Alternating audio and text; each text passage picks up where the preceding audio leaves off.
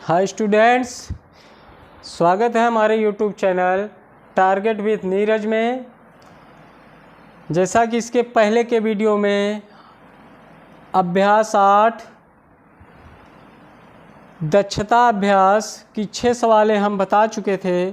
सवाल नंबर 7 से आज आगे देखते हैं। सर्वप्रथम हम सवाल को देख लेते हैं, पढ़ लेते हैं। सवाल क्या है? सवाल है, एक वर्गाकार क्यारी का क्षेत्रफल 16 वर्ग मीटर है। इस क्यारी का परिमाप ज्ञात कीजिए। हमें इस क्यारी का परिमाप ज्ञात करना है। तो परिमाप ज्ञात करने के लिए सर्वप्रथम हमें एक भुजा का ज्ञात होना अति आवश्यक है। तो क्यारी हमारी वर्गाकार है, यानी चारों भुजाएं जो होती हैं वो आपस में बराबर होती हैं। तो सर्वप्रथम हम इसकी एक भुजा ज्ञात करते हैं।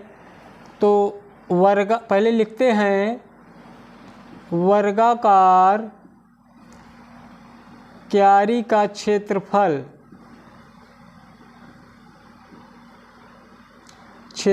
कितना है? 16 वर्ग मीटर है। अब वर्गाकार क्यारी का क्षेत्रफल बराबर सूत्र भुजा गुणे भुजा, भुजा स्क्वायर, या भुजा गुणे भुजा या भुजा स्क्वायर।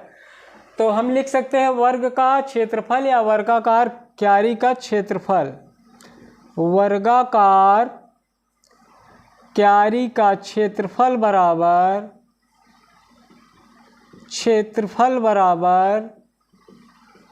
भुजा स्क्वायर, भुजा का वर्ग। ये दोनों आपस में बराबर हैं। तो हम करेंगे ऐसा, भुजा स्क्वायर बराबर 16। अब भुजा से यह वर्ग निकल कर इधर आएगा, पक्षांतर हो जाएगा। जब वर्ग पक्षांतर होता है तो वह रूट हो जाता है। तो रूट 16। अब भुजा बराबर इसका अगर हम वर्गमूल निकालेंगे तो क्या आएगा? 4, यानी हमें एक भुजा पता चल गई। अब वर्ग का परिमाप बराबर सूत्र, वर्ग का परिमाप बराबर सूत्र होता है भुजा गुणे 4। तो हमारी एक भुजा कितनी आई है?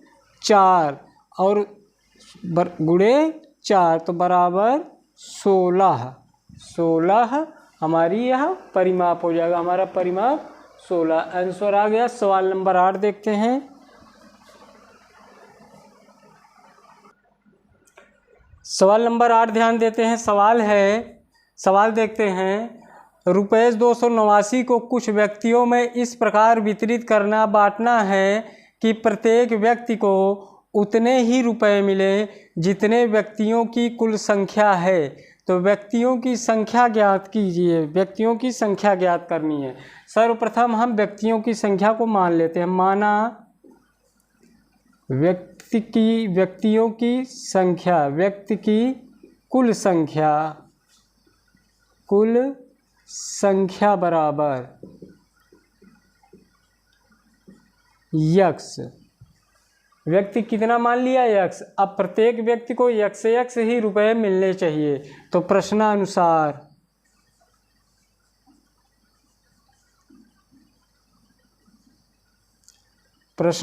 यह कह रहा है, यानी व्यक्ति कितने हैं? यक्स। अब प्रत्येक व्यक्ति को कितने रुपए मिलने चाहिए? यक्स रुपए मिलने चाहिए। यदि यक्स व्यक्ति को यक्स रुपए मिलते हैं तो बराबर कितने रुपए हो जाते हैं? 289। अब यहाँ से हम हल कर लेते हैं सिंपल तरीके से। यक्स का गुणा यक्स स्क्वायर बराबर 289। यहाँ से वर्ग हमारा हटेगा तो इधर हमारा रूट हो जाएगा। रूट हो गया। अब इस रूट का हम वर्गमूल निकालते हैं तो वर्गमूल इसका होगा 17, यानी व्यक्तियों की संख्या कितना हो गया? 17। अब प्रत्येक व्यक्ति 17 रुपए पाएगा।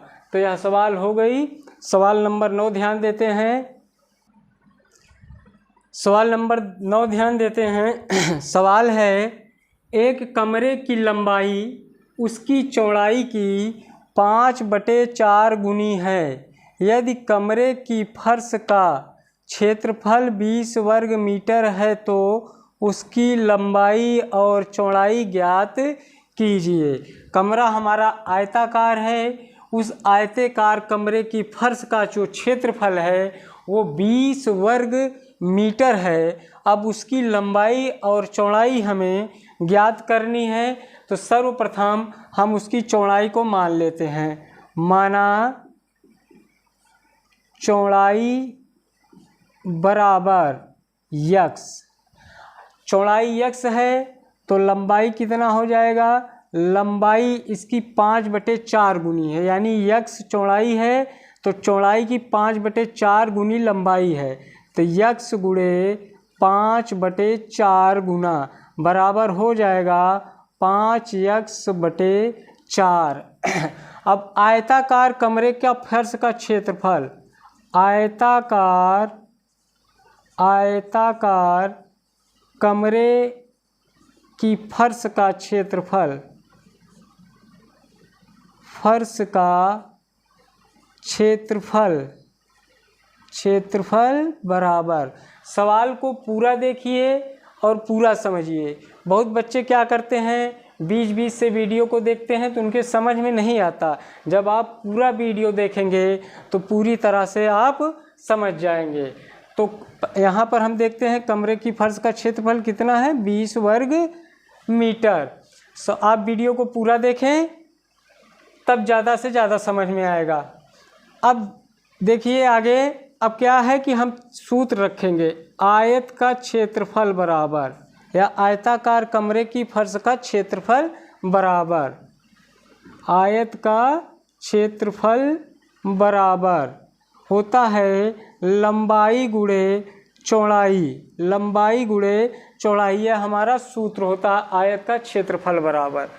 तो आयत का क्षेत्रफल बराबर लंबाई गुणे चौड़ाई, तो इसकी लंबाई क्या है, लंबाई है 5x/4 गुणे चौड़ाई, चौड़ाई कितना है, यक्स है, चौड़ाई यक्स बराबर 20।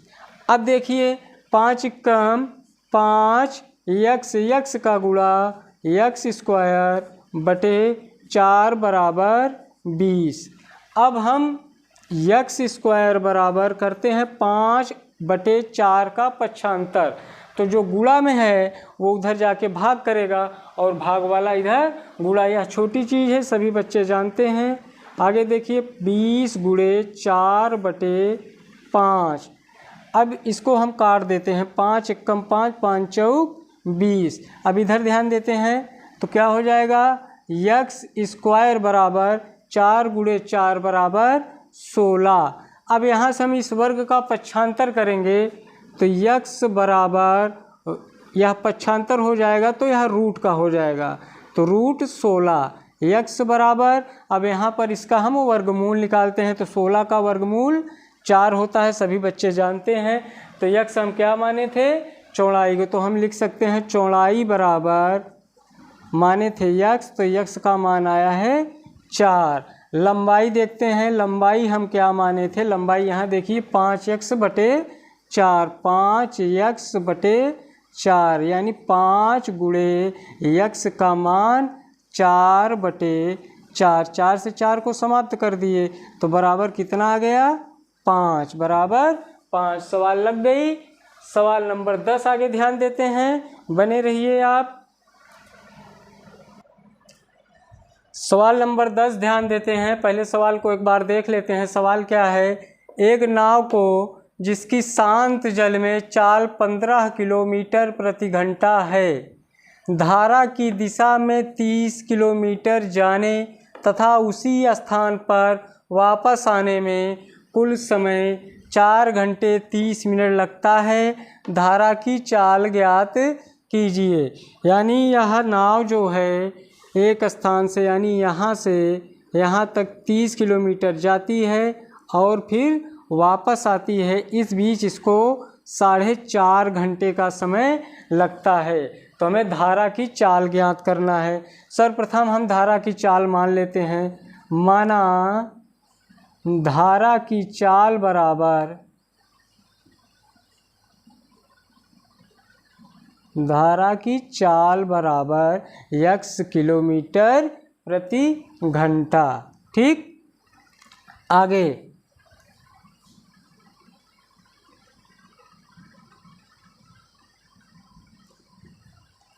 अब शांत जल में 15 किलोमीटर की घंटा रफ्तार है, लेकिन धारा की दिशा में जाने पर, तो यहाँ हम लिखते हैं धारा की दिशा में चाल बराबर, धारा की दिशा में चाल बराबर, देखिए शांत जल में इसकी चाल है 15, लेकिन यह धारा के साथ बह रही है तो इसमें धारा की चाल भी जुड़ जाएगी।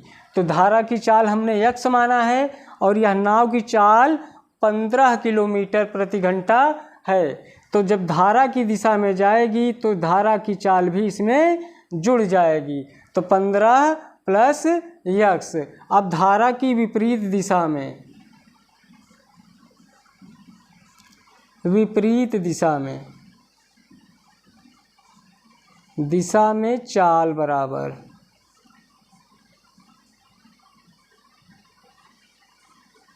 नाव की चाल 15 किलोमीटर प्रति घंटा है, लेकिन जब वह धारा से यानी धारा के खिलाफ चलेगी तो धारा की चाल उसमें घट जाएगी। तो x धारा की चाल है वह माइनस हो जाएगी। अब देखते हैं समय कितना, जाने में लगा समय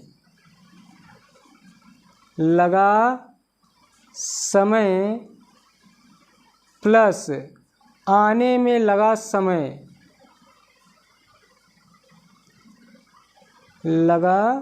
समय, 30 किलोमीटर जाने में लगा समय प्लस 30 आने में लगा समय, 30 यहाँ आपको दिया गया है, बराबर कितना समय हो रहा है 4.5 घंटा, यानी 4 सही 1/2, इसको हम 9/2 लिख लेते हैं। 4 दूनी 8, 1 9/2। अब आगे देखते हैं, अब हमें इसे धारा की चाल पता करना है, तो हम इस तरह समय से निकालते हैं। समय बराबर सूत्र होता है दूरी बटे चाल, दूरी बटे चाल, दूरी बटे चाल। तो यहाँ दूरी बटे चाल बराबर समय भी लिख सकते हैं।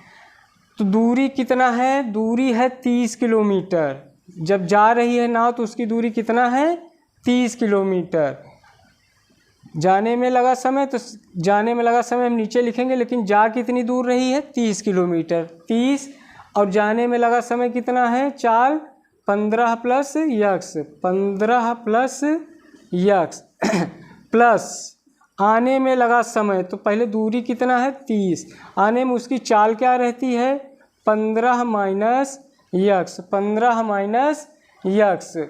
कुल समय कितना लगता है 9/2, 9/2। इधर हम देखते हैं,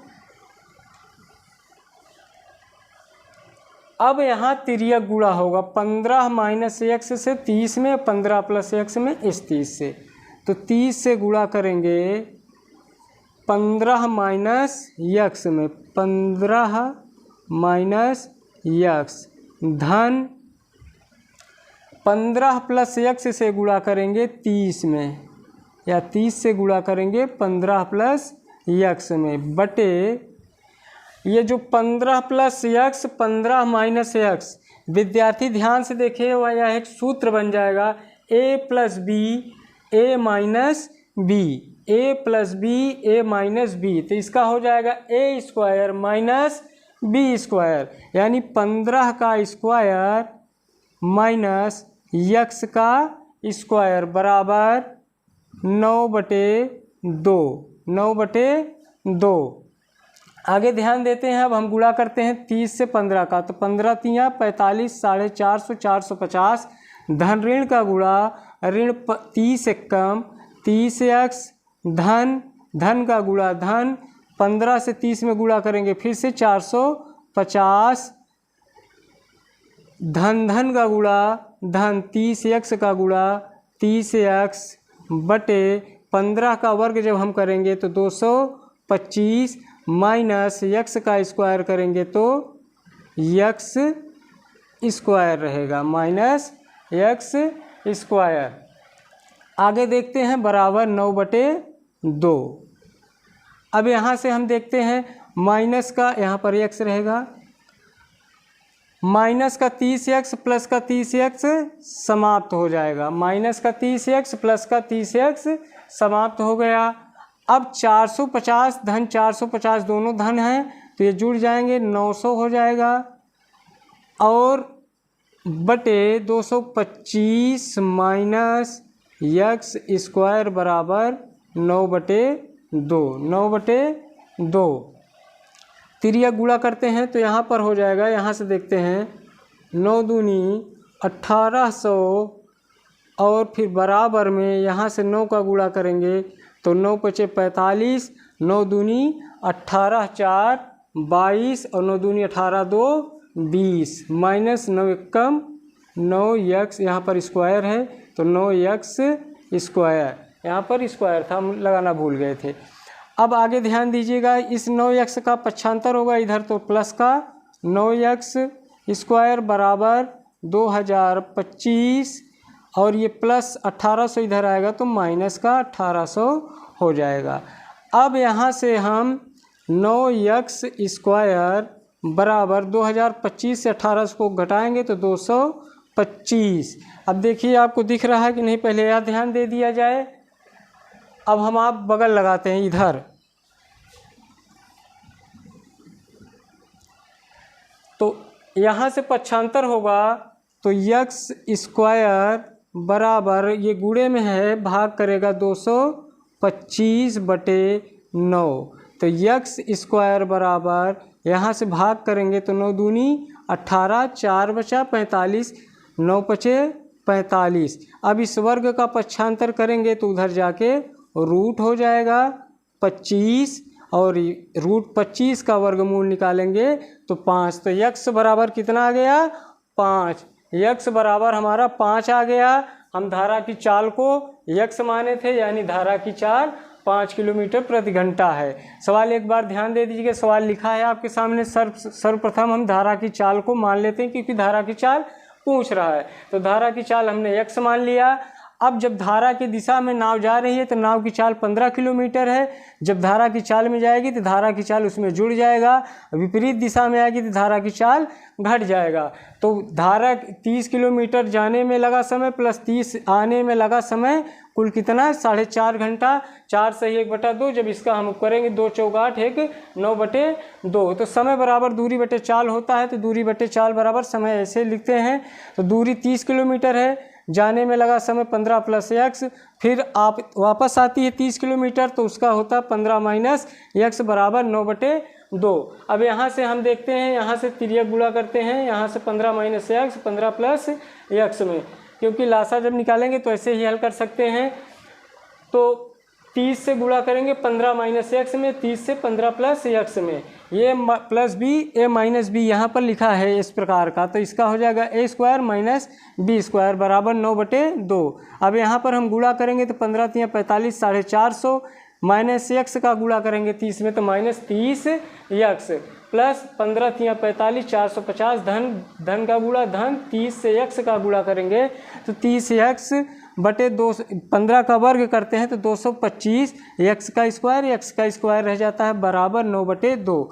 अब यहाँ 30x माइनस 30x कट गया, 450 जुड़ के 900 हो गए, 225 माइनस x स्क्वायर बराबर 9/2। यहाँ से तिर्यक गुणा करते हैं, 200 को 2 का 900 में गुणा 1800, और 9 से 225 माइनस x स्क्वायर में गुणा करेंगे तो 2025 माइनस 9x स्क्वायर का पक्षांतर किए तो ऋण में था धन में हो गया, और 1800 का पक्षांतर किए तो ये प्लस में था ऋण में हो गया। तो यहाँ जब घटाते हैं तो 9x स्क्वायर बराबर 225। आगे देखते हैं x स्क्वायर बराबर 9 गुणे के रूप में है, पक्षांतर होगा भाग करेगा तो x स्क्वायर बराबर 25। अब x बराबर या स्क्वायर हटेगा तो रूट में हो जाएगा। अब रूट का हम वर्गमूल निकालते हैं तो 5, यानी धारा की चाल 5 है, 5 किलोमीटर प्रति घंटा। अगली सवाल देखते हैं, सवाल नंबर 11 है, 12x square plus 25x plus 12 बराबर 0, x का मान ज्ञात करना है। सर्वप्रथम हम क्या करते हैं, यहाँ से यहाँ पर गुणा करके देखते हैं कितना आता है। तो 12 का 12 को गुणा 144 हो जाएगा। अब हमें ऐसी दो संख्या प्राप्त करनी है कि जब गुणा करें तो उनका गुणनफल 144 आए और जोड़ दे तो 25 आए, यानी योगफल 25 आए और गुणनफल 144 हो। तो हम करते हैं 12x स्क्वायर प्लस यहाँ पर एक संख्या हम लेंगे, x को बाहर लिखेंगे, प्लस 12 बराबर 0। तो वह संख्या हमें क्या लेनी है यही सोचना होता है, देखना होता है। तो यहाँ पर जो हम संख्या लेंगे वो लेंगे 16 प्लस 9, 16 प्लस 9, 16 9 कितना होता है 25, और 16 9 का गुणन अगर गुणा करते हैं तो उसका गुणनफल 144 होगा। तो देखते हैं 12x स्क्वायर। अब यहाँ से देखिए चिन्ह का गुणा, धन धन का गुणा धन। अब यहाँ से इनका गुणा कीजिए, 16 कम 16x, फिर धन धन का गुणा धन 9x का गुणा 9x, धन 12 बराबर 0। अब यहाँ से हम दो में इस दो में कॉमन लेंगे और यहाँ पर इस दो में कॉमन लेंगे। चलिए देखते हैं इसमें कॉमन क्या मिलता है। इसमें कॉमन हम लेते हैं 4, 4 से 12 भी कट जाएगा, 16 भी, तो 4x भी ले लेते हैं, मिल रहा है 4x। तो अब यहाँ बचा क्या, 4 से 12 में भाग दिए, 4 तिहाई 12 और x से एक x कटा तो कितना बचा x, धन 4 से 4 चौक 16, यहाँ x हम कॉमन ले चुके थे। अब यहाँ पर देखते हैं क्या कॉमन लेंगे। यहाँ पर धन का 3 कॉमन लेते हैं, धन का 3 कॉमन लेते हैं। तो यहाँ बचेगा 3 त्रिका 9 और x बचा है, प्लस 3 चौक 12 बराबर 0, 12 बराबर 0। अब इन दोनों कोष्टक से मिल रहे हैं तो इसका हम कॉमन लेते हैं, एक करते हैं 3x प्लस 4 और दूसरे कोष्टक में लिखेंगे 4x प्लस 3, 4x प्लस 3 बराबर 0, 4x प्लस 3 बराबर 0। अब अलग अलग लिख लेते हैं, 3x प्लस 4 बराबर 0, 3x प्लस 4 बराबर 0। और फिर अगला लिखते हैं 4x प्लस 3 बराबर 0। अब यहाँ से हम देखते हैं x 3x बराबर 4 का पक्षांतर करेंगे तो -4। अब यहाँ से 3 का पक्षांतर करेंगे तो गुणे के रूप में है तो भाग के रूप में हो जाएगा, यानी x बराबर -4/3। इधर भी देखते हैं 4x बराबर प्लस 3 का पक्षांतर करेंगे तो -3 और x बराबर -3, 4 का पक्षांतर तो बटे में 4, यानी x बराबर -4/3 और -3/4। सवाल नंबर 12 है x स्क्वायर -4x -2 सही 1/4 बराबर 0। तो ध्यान से बने रहिए। फिर सबसे पहले करते हैं इसको हम सही, x स्क्वायर -4x -4 दूनी 8 1 9/4 बराबर 0। अब अगर हम ऐसे करते हैं गुणा करते हैं तो 9 1 कम 9, 9/4 गुणा करने पर और जोड़ने घटाने पर 4, तो इसका हम ले लेंगे 1/2, हाँ ऋण 9/2 ऐसे कर लेंगे तो आ जाएगा। लेकिन हम आपको सिंपल तरीका बताते हैं। देखिए आप तिर्यक यहाँ से सब में गुणा करिए, 4 1 कम 4x स्क्वायर -4 चौक 16x और -9/4 बराबर 0। तो अब अगली लाइन में हम ऐसा लिखते हैं 4x स्क्वायर -16x -9 और इस 4 का हम इधर पक्षांतर कर देंगे तो भाग होके क्या हो जाएगा 0। ठीक, अब देखिए अब सवाल आपकी बन गई अच्छे से, अब आपको समझ में आएगा। 9 चौक 36 यानी गुणनफल कितना हो -36, ऋण धन का गुणा ऋण, और जोड़ने या घटाने पर कितना आ जाए 16, जोड़ने या घटाने पर 16 आ जाए। तो आप आगे देखिए ध्यान से, देखिए आगे हम संख्या लेते हैं, ऐसे लिखते हैं 4x स्क्वायर माइनस, इसी कोष्टक में हमें वो दो संख्या लेनी है, बाहर x -9 बराबर 0। तो संख्या हम क्या लें जिससे गुणा करें तो -36 और जोड़े घटाए तो 16। तो हम लेंगे 18 माइनस 2, 18 माइनस 2। देखिए आगे 4x स्क्वायर ऋण धन का गुणा ऋण 18x का गुणा 18x ऋण ऋण का गुणा धन 2x का गुणा 2x माइनस 9 बराबर 0, माइनस 9x बराबर 0। देखिए आगे बने रहिए। अब इसमें हम कामन लेंगे तो कामन क्या मिलेगा हमें, 2 मिल जाएगा, x मिल जाएगा। अब बचा क्या यहाँ पर, x 2 दूनी 4 2 और x माइनस 2 9 18। अब यहाँ पर हम कामन हमें नहीं मिल रहा तो हम क्या लेंगे, धन का 1। जब धन का 1 लेंगे तो ये 1 दुक्के 2 x और माइनस 1 9 9 बराबर 0। अब हम इसमें कामन देखें, 2x माइनस 9 और क्या बचा 2x प्लस 1 बराबर 0। तो इसको हम लिखते हैं 2x माइनस 9 बराबर 0 और 2x प्लस 1 बराबर 0। इधर ध्यान देते हैं। अब क्या करेंगे, पक्षांतर करते हैं। 2x माइनस 9 का पक्षांतर तो इधर हो जाएगा प्लस का 9, प्लस का 9 हो जाएगा। अब फिर देखते हैं x बराबर 9 बटे ये गुणे का भाग हो जाएगा। तो ये आंसर है आपका। आंसर आप ये भी लिख सकते हैं, 2 चौक 8 बचा 1 यानी 4 सही 1 बटा 2। और इसका भी देख लेते हैं हम, 2x प्लस 1 यानी पक्षांतर करेंगे तो 2x बराबर प्लस 1 का पक्षांतर उधर माइनस का 1 और 2 का पक्षांतर करेंगे तो माइनस 1 बटे 2 यानी 2 भाग में हो जाएगा। ये आपका सवाल है आज सवाल नंबर 12 तक। आगे की जो बची सवाल हैं कल के वीडियो में आपको बताएंगे। इसके बाद हम शुरुआत से यानी अभ्यास 1 से आपको कक्षा 8 की सवालें बताना शुरू करेंगे। कक्षा 7 की भी आगे और भी चीज़ें आपको बताई जाएंगी, जीके जीएस से जुड़ी बातें बताई जाएंगी। अगर आपको वीडियो पसंद आया है तो लाइक, सब्सक्राइब और शेयर करना मत भूलिए। वीडियो को पूरा देखिए, तब पूरी बातें अच्छी से समझ में आएंगी। वीडियो को आप थोड़ा थोड़ा करके ना देखिए, वीडियो को पूरा देखिए, सवाल पूरा देखिए, आपको अच्छे से समझ में आएगी। आज के लिए बस इतना ही, धन्यवाद।